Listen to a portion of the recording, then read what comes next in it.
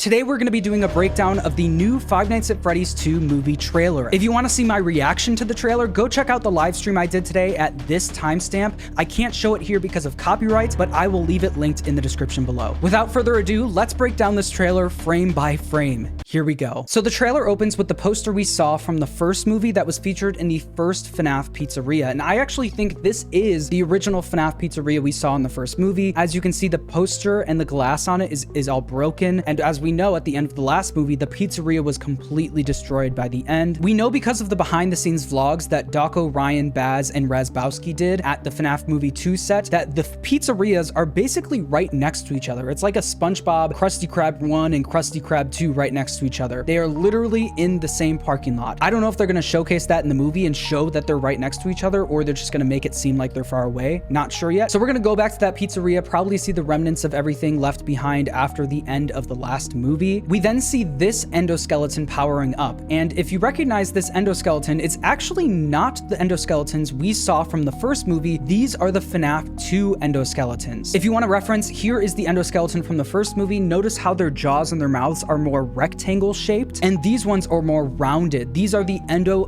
02 endoskeletons from FNAF 2, which makes sense because we're going to see the withered animatronics and the toy animatronics in this movie. We then hear the William Afton saying, "Welcome back, are you ready to start the show?" That, I think, is an obvious nod to the fact that the FNAF 2 pizzeria is the new Freddy Fazbear's Pizza, as we saw in the FNAF 2 game. It was being branded as the brand new grand reopening of Freddy Fazbear's Pizza. So that's probably what he means by welcome back. The fact that we're getting this voice line at all, a voice line of William Afton, probably in the spring Bonnie suit entertaining the kids, means that we're gonna see flashbacks of when the pizzeria was active, which I think is gonna be really cool. We didn't get much of that in the first movie. I'd love to see some good flashbacks. What we're seeing here is some sort of outside attraction where people are literally cosplaying as the Freddy Fazbear gang. We know this is the Faz Fest, and we know this because of the vlogs we got from Dawko, Raz, Ryan, and Baz, where we saw the poster on the front of the FNAF 2 pizzeria, or even the FNAF 1 one. It said Faz Fest. This is the outdoor festival based on the Freddy Fazbear Pizza gang. I don't know when this is taking place. I don't know if this is going to be a flashback, but it seems like people are literally cosplaying as the characters, which is interesting. And while William Afton is speaking, we can actually hear the puppet's music box sound playing in the background.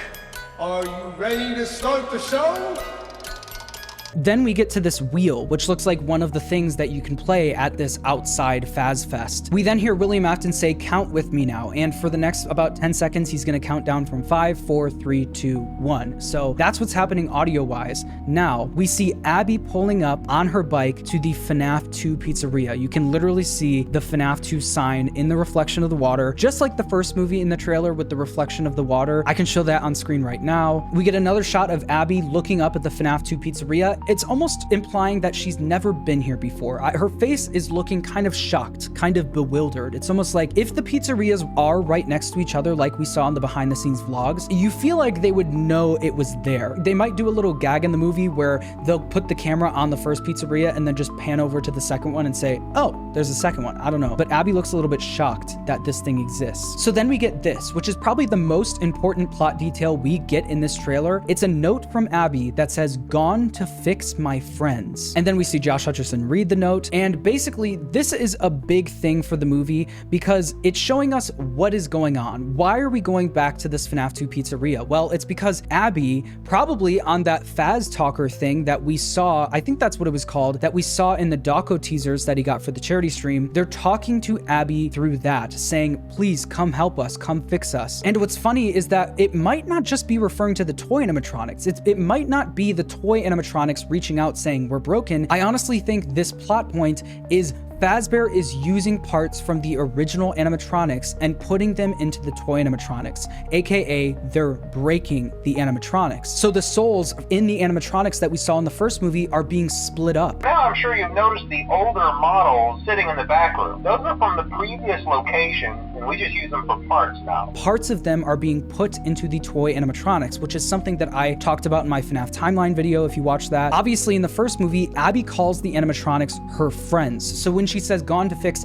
my friends," I think if it was the toy animatronics and this was a whole new set of kids, it would be "gone to fix my new friends." Do you know what I mean? It's giving to me old animatronics are being torn apart and used for the toy animatronics, and now her friends are broken. So this frame in itself is actually a big reveal for this movie. Vanessa survived the stabbing from the end of the first movie, and I know we all thought that she was going to survive, but the fact that they're showing her tells us that it's probably not the biggest reveal in the movie. She's also not wearing her cop uniform anytime throughout this movie. I have a feeling she was probably relieved of her duties, or she kind of is taking a break from being a cop after everything that happened. But we see her showing up to Mike's house saying, "They're out there, Mike." And as we're gonna see in the rest of the trailer, she's probably talking about the toy animatronics and how they're going throughout this whole town and just killing people in their houses, just killing random people. This is something we never saw in the games. We never saw the toy animatronics just roaming a neighborhood and just randomly killing a bunch of people. That is crazy. We then get our first look at Toy Bonnie, which looks like it's poking through a curtain, like trying to see through a curtain in someone's house or something. It looks like this is another scenario where the toy animatronics are showing up at people's houses and just going nuts. So then we see a continuation of this conversation between Vanessa and Mike is saying, "Where?" Basically,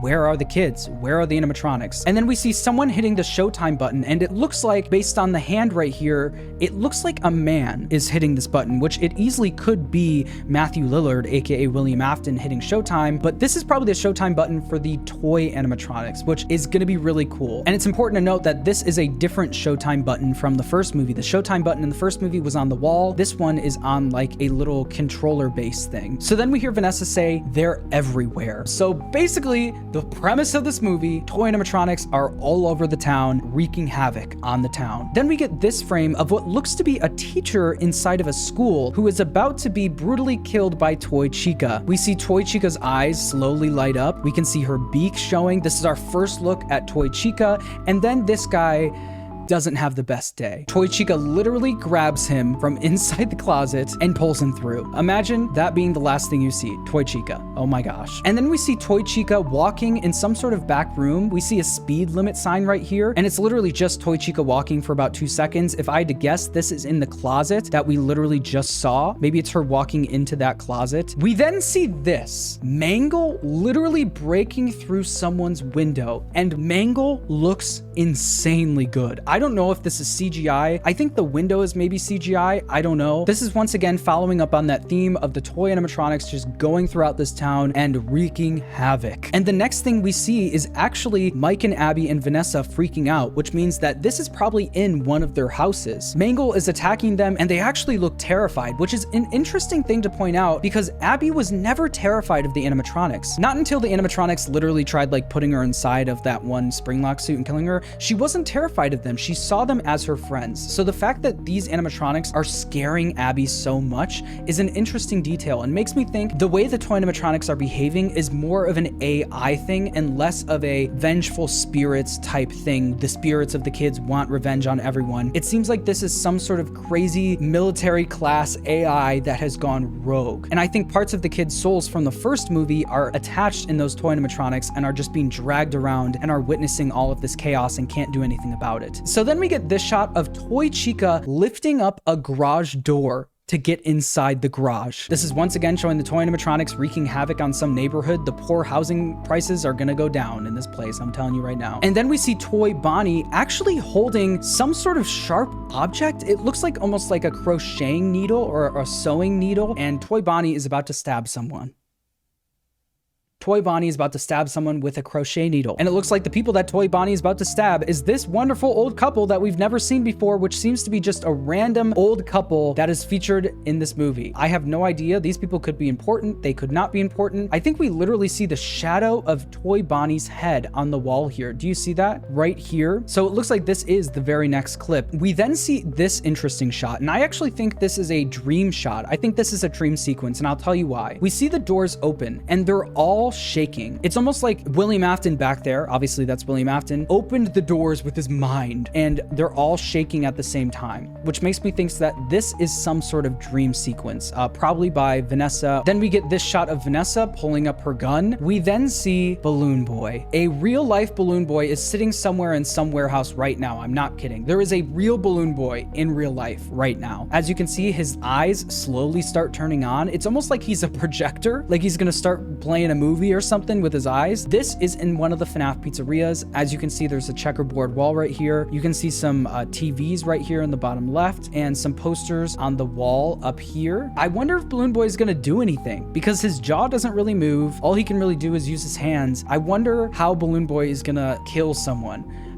That's an interesting thing to say. We then see this shot of William Afton dressed as Spring Bonnie picking up a knife, and it looks like this is in a kitchen because it's like a stainless steel counter. It also could be some sort of workspace maybe. We then see Mangle literally taking someone by their neck and dragging them up. What in the world is going on in this movie? Mangle is going to be the coolest thing I've ever seen on a movie screen. I'm not kidding. It actually looks like this might be a school that this is taking place in. We can see some drawings on the walls. You can see like a holder for a bunch of crayons and a table right here. We can see lockers right here, some shelves. This is either a Freddy's Pizzeria or a school. And it makes sense for it to be a school because we literally saw that teacher being killed by Toy Chica earlier in the trailer. We then see what looks to be Vanessa or some blonde woman driving this car right now, and what looks to also be Mangle or something literally like on top of someone's car, piercing through the windshield. This is insanity. We then get another shot of Abby, Mike, and Vanessa freaking out at something they're seeing, probably some sort of toy animatronic or something. We then hear William Afton say showtime, and then we see this woman who looks like could be related to Vanessa. I have no idea, and she is screaming for her life looking up at something. It might be Mangle, like we saw earlier with Mangle like taking someone by their neck and dragging them up. I don't know. And then we get the Five Nights at Freddy's 2 logo, and then we get one of the most exciting parts of this trailer. We get Toy Freddy at the Faz Fest, and you can see all of these people. God, I would love to be one of these people. We could see all of these people dressed up as the animatronics at this Faz Fest outside, and there is Toy Freddy walking around. It's our first full look at Toy Freddy, and he looks incredible. As you can see, the eyes are a little bit red, just like they were in the first movie, which means this guy is not messing around. This big outside Freddy Fazbear festival seems to be a big part of the movie, and I'm curious to know what the lore significance of this is. Did it take place in the games? What year does this take place? Is this after all the restaurants have shut down, or is this a flashback? Is this showing us back when the pizzerias were in their prime? You know, this also could be some sort of Halloween festival, and we know that in the Silver Eyes trilogy, Charlie, Henry Emily's daughter, was killed at a Halloween party, or kidnapped at some Halloween party. So maybe this has to do with Charlie. Maybe this is a flashback to show Charlie in the movie possessing the puppet and what happened with her. That's my best guess right now. But the fact that the toy animatronics are even there at the Faz Fest also tells me that this is in the modern day. So I guess we'll have to wait and see for the next full trailer to find out. And then we get written by Scott Cawthon, directed by Emma Tammy. Same director, which is great. Written by only Scott Cawthon. I doubt it was only Scott, but that would be really cool if it actually was. I think this is just a really shortened credit sequence at the end of the trailer. But yeah, this trailer was mostly meant to show us just some cool parts of the movie, not meant to show us a lot of plot. We got some general plot with this poster about Abby going to fix her friends, but that's pretty much it. Movie studios like to show more of the full plot in the full trailer, so look forward to that in the coming months when we get closer to the movie. But yeah, that's the Five Nights at Freddy's 2 movie trailer. Subscribe if you enjoyed the video, and thanks for watching.